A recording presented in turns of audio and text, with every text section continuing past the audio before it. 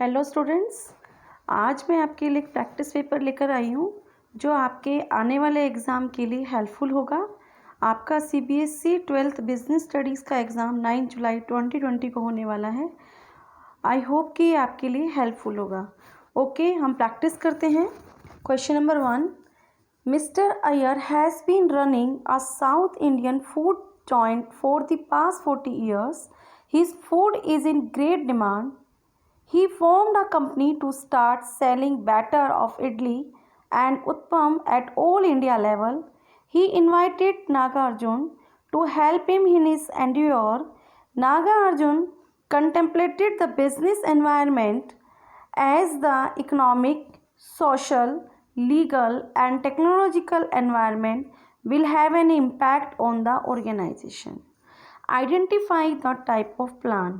हमने इसमें type of plan identify करना है। आप मुझे इसका आंसर कमेंट बॉक्स में लिखिए कि इसका आंसर क्या होगा। ओके, तो अब इसका हमें पहचानना है टाइप ऑफ प्लान।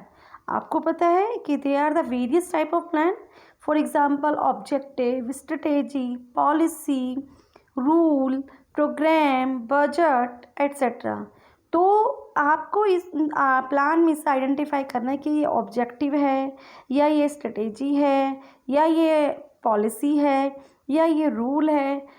इसमें आप पहचानिए। मैं आपको टाइम दे रही हूँ। ओके, चलो ठीक है, अब मैं इसका आंसर बता देती हूँ। यस, इसका आंसर है स्ट्रेटेजी।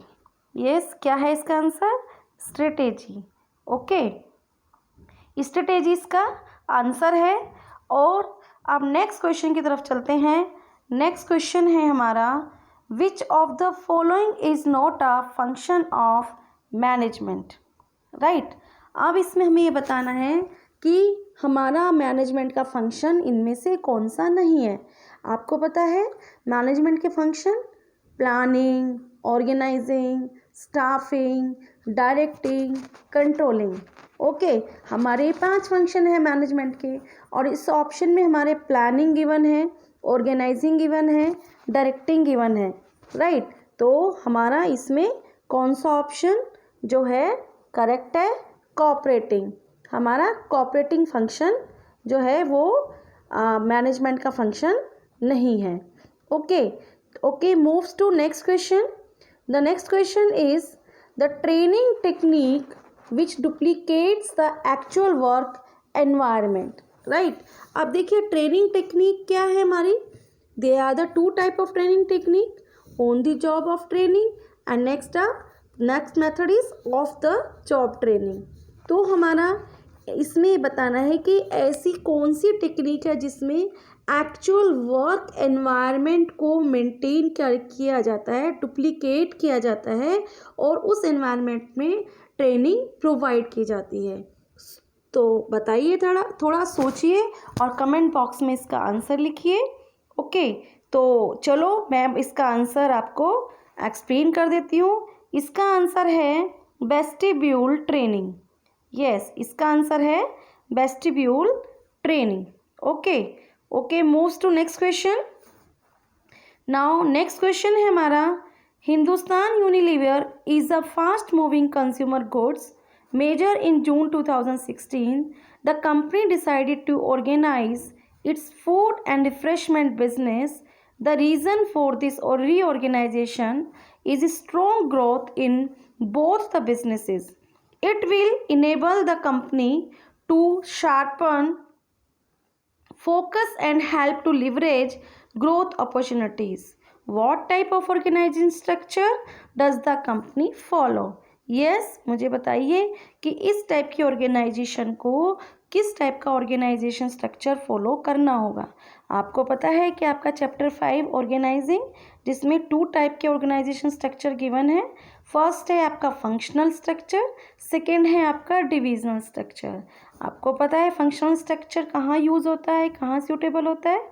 यस, ये सूटेबल होता है फंक्शनल स्ट्रक्चर आपका जहाँ पे 1 टाइप ऑफ प्रोडक्ट प्रोड्यूस किया जा रहा हो।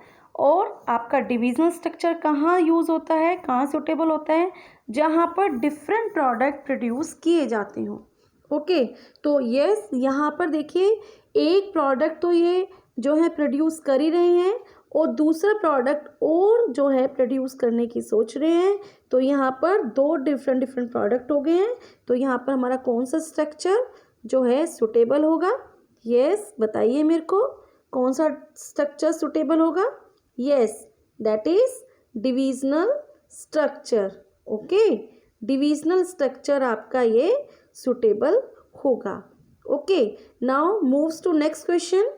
Wealth maximisation depends on, yes आपको पता है वेल्थ मैक्सिमाइजेशन क्या है? वेल्थ मैक्सिमाइजेशन ऑब्जेक्टिव है आपका, ये फाइनेंशियल मैनेजमेंट का ऑब्जेक्टिव होता है। ठीक है, तो हमें यहाँ पर ये बताना है कि वेल्थ मैक्सिमाइजेशन ऑब्जेक्टिव किस पे डिपेंड होता है। फर्स्ट ऑप्शन है आपका market price per share, second option है market price of inventory, and third option है market price of finish goods, and D option है आपका market price of fix assets.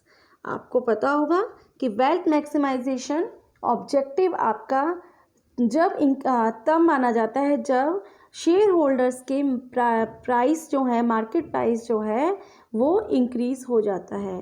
तो वेल्थ मैक्सिमाइजेशन ऑब्जेक्टिव किस पर depend करेगा? Yes, what is the answer?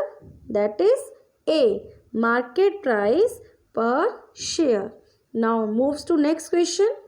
Yes, next question हमारा है Crazy Glue is a new adhesive tube launched in the market, emphasize the features of quick, easy, smooth and non-clotting from the mouth creative art adhesive. Identify the marketing management philosophy adopted in this case. Yes, बताइए कौन सी marketing philosophy है ये, या कौन सा marketing concept है हमारा ये? यस, आपको पता है कि they are the 5 marketing management philosophy. First आपका प्रोडक्शन कॉन्सेप्ट है या प्रोडक्शन फिलॉसफी, प्रोडक्ट फिलॉसफी, आपका selling philosophy and marketing concept और marketing philosophy and societal marketing philosophy. Yes, इसका आंसर बताइए क्या आंसर होगा इसका? यस, कमेंट बॉक्स में भी लिखिएगा इनका आंसर। ओके, इसका आंसर है मार्केटिंग फिलॉसफी। ओके, इसका आंसर है मार्केटिंग फिलॉसफी। ओके, आप इसको कॉन्सेप्ट टर्म यूज़ कर सकते हैं, मार्केटिंग कॉन्सेप्ट या marketing philosophy. Now moves to next question.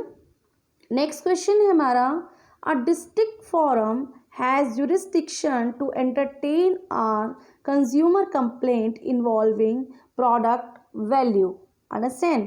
तो यहाँ पर हमें ये पता करना है सबसे पहले। देखो बेटा, जब भी हम कोई क्वेश्चन रीड करते हैं तो हमें सबसे पहले हमारे माइंड में ये आ जाना चाहिए इस क्वेश्चन को पढ़ते हुए कि किस चैप्टर से रिलेटेड है। ओके, यस, ये हमारा कंज्यूमर प्रोटेक्शन चैप्टर से रिलेटेड है।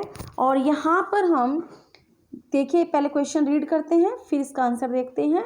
अ district forum has jurisdiction to entertain our consumer complaint involving product value।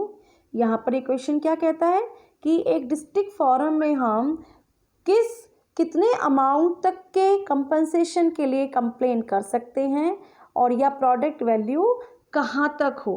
Okay, तो यस, हमारी जो है 3 जो फॉरम है कंज्यूमर प्रोटेक्शन के लिए। फर्स्ट है, आपको पता होगा डिस्ट्रिक्ट फोरम में कितने अमाउंट तक की कंप्लेन की जा सकती है। सेकंड आपका है स्टेट फोरम, आपको वहाँ पे भी पता होना चाहिए कितने अमाउंट तक की कंप्लेन की जा सकती है। एंड नेक्स्ट आपका है नेशनल कमीशन। ओके बेटा, आपको इन तीनों का अमाउंट पता होना चाहिए। ओके, इस क्वेश्चन का आंसर आई होप कि आपने कमेंट बॉक्स में जो है लिख दिया होगा। क्या आंसर है इसका? यस, इसका आंसर है up to 20 lakh rupees. Okay, now moves to next question. SEBI is a regulator of, yes, SEBI क्या है? Regulator of. सेबी किसको रेगुलेट करता है? मनी मार्केट को, B option overseas market capital को, सी कैपिटल मार्केट को, डी कमोडिटी मार्केट को। तो इसका आंसर बताइए। ये तो इजी है, ये चैप्टर 10 जो है फाइनेंशियल मार्केट उससे रिलेटेड है। तो यस, इसका ऑप्शन है C capital market. Okay, now moves to next question. In staffing function, which combination of activities in sequential order is correct? इसमें हमें स्टाफिंग का जो है सीक्वेंस बताना है. ए ऑप्शन है आपका recruitment, selection, training, placement. B option है आपका सिलेक्शन, ट्रेनिंग, रिक्रूटमेंट, प्लेसमेंट. बेटा ये इसको इरेज कर देना, कट कर देना, ये कुछ नहीं है, ये बाय मिस्टेक टाइप हो गया है.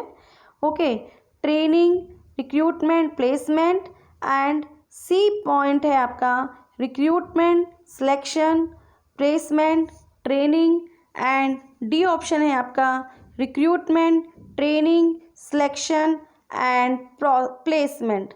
बताइए इसका क्या आंसर है? यस, इसका आंसर है रिक्रूटमेंट, सिलेक्शन, प्लेसमेंट, ट्रेनिंग.